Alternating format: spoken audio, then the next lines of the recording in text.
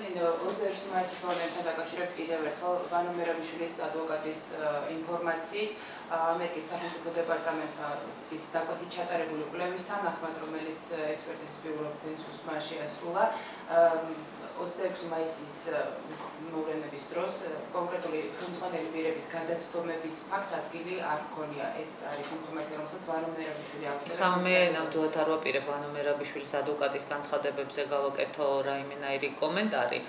ობიექტური გამოძიება პრაქტიკულად ყოველგვარი, ასე ვთქვათ, ექსპერტიზის გარეშე დაასაბუთებს იმას, რომ გადაცდომას კი არა დანაშაულს ჰქონდა ადგილი.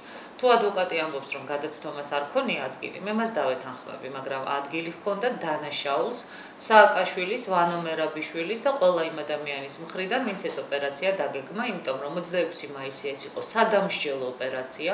ეს არ იყო მიტინგის დაშლის ოპერაცია, ეს იყო სადამსჯელო ოპერაცია, რომელიც იყო საგანგებოდ დაგეგმილი ისე, რომ იქ აუცილებლად მსხვერპლი უნდა ყოფილიყო.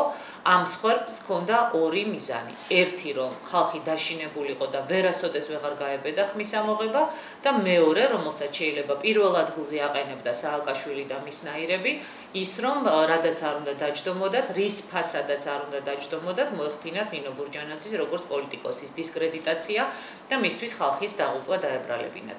ეს არის 2x2 4 და ყირაზე რო დადგეს მთელი ნაციონალური მოძრაობა და მისი მეგობრები ამ საქმეს ბოლომდე აუცილებლად მივიყვან.